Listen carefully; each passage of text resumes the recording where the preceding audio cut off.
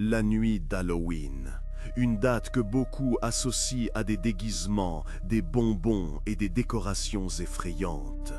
Mais que se passerait-il si cette nuit festive était régie par des règles obscures, des traditions impitoyables dont le non-respect pourrait entraîner des conséquences terrifiantes? Imaginez une petite ville, Oak Brook Village, où Halloween n'est pas qu'une simple fête, mais un rituel codifié, où chaque habitant est tenu de respecter un ensemble de règles strictes sous peine de subir la colère d'une force inconnue.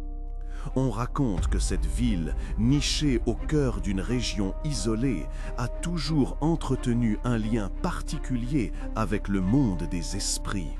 Selon la légende, les fondateurs d'Oak Brook Village auraient conclu un pacte avec des entités mystérieuses garantissant la prospérité de la ville en échange du respect scrupuleux de certaines traditions lors de la nuit d'Halloween.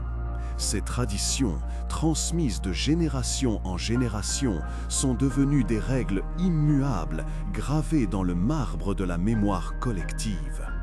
Aujourd'hui, nous allons plonger dans l'iceberg d'Halloween à Oak Brook Village, où chaque niveau dévoile des mystères plus sombres et des horreurs insoupçonnées. Au premier niveau, nous explorerons les règles apparentes, celles qui sont affichées sur les portes et respectées par la plupart des habitants. Puis, nous descendrons plus profondément, là où les transgressions sont punies et les secrets les plus sombres sont enfouis. Accrochez-vous, car ce voyage risque de vous glacer le sang. Fadot. Au niveau de la surface, les règles sont claires et affichées à la vue de tous. Elles sont même imprimées sur des feuilles de papier et scotchées sur les portes des maisons. Ces règles dictent le comportement à adopter lors de la distribution des bonbons et de la chasse aux friandises. Par exemple, il est impératif de respecter les enfants porteurs de seaux à bonbons spécifiques. Un seau bleu signale l'autisme. Un seau turquoise indique des allergies alimentaires. Quant au seau noir, il est strictement interdit de donner quoi que ce soit à ses enfants. Il est également proscrit d'ouvrir sa porte à quiconque porte un costume de clown. Ces individus ne sont pas considérés comme des enfants en quête de friandises, mais comme une menace à éviter à tout prix. Si jamais les lumières de la rue se mettent à clignoter, les enfants doivent immédiatement se réfugier dans la maison la plus proche. De même, il est formellement interdit de s'approcher des maisons dont la citrouille n'est pas éclairée. Et surtout, personne ne doit s'aventurer au 18 Magnolia Avenue, une sombre demeure victorienne située au bout de la rue. Ces règles, bien que surprenantes, sont acceptées par la plupart des habitants, qui les considèrent comme un simple folklore local, une manière originale de célébrer Halloween. Mais derrière cette façade de normalité se cache une réalité bien plus sinistre. Et si vous appréciez cette plongée dans l'étrange, n'hésitez pas à laisser un like et à vous abonner pour ne manquer aucune de nos explorations des mystères du monde. Descendons maintenant d'un cran, là où les règles deviennent plus obscures et les transgressions plus lourdes de conséquences. On raconte que certaines personnes ont osé défier les traditions d'Oak Brook Village, soit par ignorance, soit par simple rébellion. Leurs histoires sont rarement racontées, car elles sont synonymes de malheur et de terreur. L'une de ces histoires est celle d'une jeune femme, Sarah, qui a emménagé à Oak Brook Village quelques jours avant Halloween. Ignorant tout des coutumes locales, elle a décoré sa maison avec des guirlandes lumineuses et des citrouilles en plastique, un sacrilège aux yeux des habitants. Le soir d'Halloween, elle a ouvert sa porte à un enfant portant un seau à bonbons noirs, lui offrant une poignée de chocolat. Quelques heures plus tard, Sarah a été retrouvée morte dans son jardin, le corps mutilé et entouré de citrouilles brisées. Une autre histoire est celle d'un groupe d'adolescents qui ont décidé de jouer un mauvais tour à un habitant en éteignant sa citrouille illuminée. Le lendemain matin, ils ont tous disparu sans laisser de traces. Ces événements, bien que rarement évoqués, témoignent de la rigueur impitoyable des règles d'Halloween à Oakbrook Village. Personne ne sait vraiment quelle est la force qui les fait appliquer, mais tous s'accordent à dire qu'il est préférable de ne pas la défier. Mais ce n'est rien comparé à ce qui se cache dans les profondeurs de l'iceberg. Plus on s'enfonce dans les mystères d'Oakbrook Village, plus les frontières entre la réalité et le cauchemar s'estompent. Ici, les théories rationnelles ne suffisent plus à expliquer les événements étranges qui se produisent chaque nuit d'Halloween. Certains affirment que la ville est construite sur un ancien site sacré, un lieu de convergence entre le monde des vivants et celui des morts. D'autres pensent qu'une malédiction plane sur Oakbrook Village, condamnant ses habitants à revivre éternellement les mêmes horreurs. L'une des histoires les plus glaçantes est celle des 3 enfants déguisés en pirates, fées et démons. Selon la légende, ces 3 personnages incarnent les forces obscures qui régissent Halloween à Oakbrook Village. Quiconque croise leur chemin doit leur offrir un objet de valeur sentimentale, sans quoi ils s'exposent à leur colère. Une femme, nommée Emily, a refusé de se séparer de sa bague de fiançailles lorsqu'elle a été confrontée aux 3 enfants. Le lendemain, elle a découvert son mari mort dans leur lit, la bague disparue de son doigt. Ces histoires, bien que terrifiantes, ne sont que la pointe de l'iceberg. Au plus profond des ténèbres se cache une vérité encore plus effroyable, une vérité que personne n'ose affronter. Au fond de l'iceberg, là où la lumière ne pénètre jamais, se trouve le secret le plus sombre d'Oakbrook Village. Une légende raconte qu'il existe une entité primordiale, un être d'une puissance incommensurable qui se nourrit de la peur et du désespoir des habitants. Cette entité, que certains appellent le gardien d'Halloween, serait à l'origine de toutes les règles et traditions de la ville.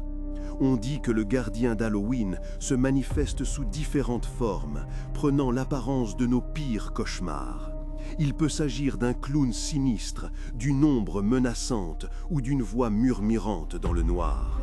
Son but ultime est de maintenir l'équilibre entre le monde des vivants et celui des morts, en punissant ceux qui osent perturber l'ordre établi. La nuit d'Halloween, le gardien d'Halloween erre dans les rues d'Oakbrook Village, à la recherche de nouvelles victimes. Personne ne sait vraiment comment le vaincre, mais certains pensent qu'il est possible de l'apaiser en respectant scrupuleusement les règles et en offrant des sacrifices appropriés. Mais même si l'on parvient à survivre à une nuit d'Halloween à Oakbrook Village, le gardien d'Halloween ne nous quittera jamais vraiment. Il restera tapi dans l'ombre, prêt à frapper à nouveau lorsque l'occasion se présentera. Le mystère demeure. Avons-nous vraiment affaire à une entité surnaturelle ou à une manifestation de nos propres peurs? La réponse, peut-être, se trouve au plus profond de nous-mêmes.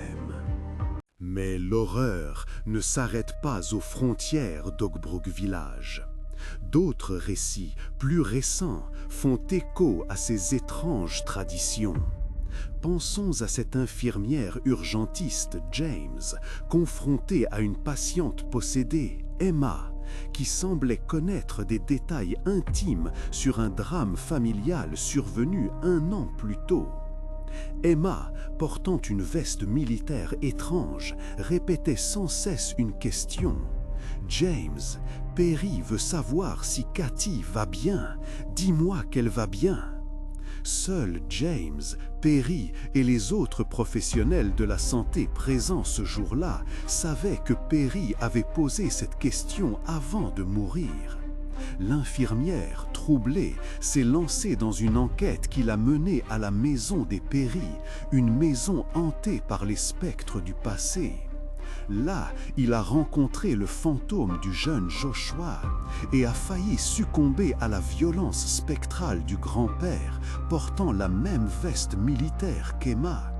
Ces coïncidences troublantes suggèrent l'existence d'un fil invisible reliant ces événements, un fil tissé de peur, de culpabilité et de secrets inavouables. Sommes-nous les marionnettes d'une force occulte qui se joue de nous, ou les simples victimes de notre propre inconscient? La question reste en suspens, comme une ombre menaçante planant au-dessus de nos têtes.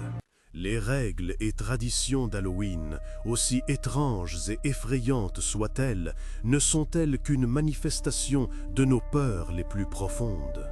Ne sont-elles qu'un moyen de conjurer le mauvais sort, de se protéger contre les forces obscures qui rôdent dans l'ombre? Ou bien sont-elles le reflet d'une réalité plus complexe, d'un monde invisible qui coexiste avec le nôtre et dont nous ne percevons que de faibles échos? L'histoire de la jeune Rosa, cachée dans une valise par ses amis lors d'une fête et retrouvée morte asphyxiée le lendemain matin, nous confronte à la fragilité de la vie et aux conséquences tragiques de nos actes. Son amie, rongée par la culpabilité, se demande encore si elle a vérifié la présence de la valise avant le début des festivités. Et le comportement étrange de son mari, Wade, qui semblait connaître des détails intimes sur la mort de Rosa, ajoute une touche de mystère à ce drame déjà bouleversant. Ces événements nous rappellent que le danger peut se cacher là où on l'attend le moins, au sein même de nos relations les plus proches, et qu'il est parfois impossible de distinguer le bien du mal, la vérité du mensonge. Ces histoires, aussi différentes soient-elles, partagent un point commun. Elles nous confrontent à nos propres limites, à notre incapacité à comprendre et à contrôler le monde qui nous entoure. Elles nous rappellent que nous ne sommes que de simples mortels, vulnérables et impuissants face aux forces obscures qui nous dépassent. Mais peut-être est-ce là le véritable secret d'Halloween, une occasion de célébrer notre humanité, de faire face à nos peurs et de nous rappeler que la vie est précieuse et fragile. Alors, la prochaine fois que vous croiserez un enfant déguisé en monstre ou que vous entendrez une histoire effrayante, souvenez-vous de ces mystères, de ces légendes, de ces traditions obscures qui se cachent derrière le voile d'Halloween. Et n'oubliez pas, certaines règles sont faites pour être respectées, sous peine de subir les conséquences les plus terribles. Et si vous avez aimé plonger avec nous dans ces eaux troubles, un petit like et un abonnement sont les bienvenus pour continuer à explorer ensemble les faces cachées de notre monde. N'hésitez pas non plus à partager en commentaire l'histoire qui vous a le plus marqué. Nous voilà arrivés au terme de ce voyage au cœur des mystères d'Halloween. J'espère que ces histoires vous auront autant fasciné qu'elles m'ont intrigué en les découvrant. Des règles d'Oakbrook Village aux hantises spectrales de James, en passant par la tragédie de Rosa, chaque récit a révélé une facette sombre et inattendue de cette nuit si spéciale. Certaines de ces histoires peuvent s'expliquer rationnellement, d'autres restent des énigmes insolubles. Mais c'est peut-être là la beauté du mystère, nous rappeler que le monde est plus vaste et complexe que ce que nous pouvons percevoir, que des forces invisibles sont à l'œuvre et que notre rôle est d'essayer de les comprendre sans jamais prétendre les maîtriser. Alors, comment conclure ce voyage? Peut-être en vous invitant à partager vos propres expériences, vos propres histoires d'Halloween. Avez-vous déjà été témoin d'un événement étrange, d'une coïncidence troublante, d'une rencontre inexplicable? N'hésitez pas à les partager en commentaire, car c'est en échangeant nos récits que nous pouvons percer les secrets les plus profonds. En attendant, prenez soin de vous et souvenez-vous, Parfois, le plus terrifiant n'est pas ce qu'on voit, mais ce qu'on imagine. C'était Époque Sam. À bientôt et joyeux Halloween!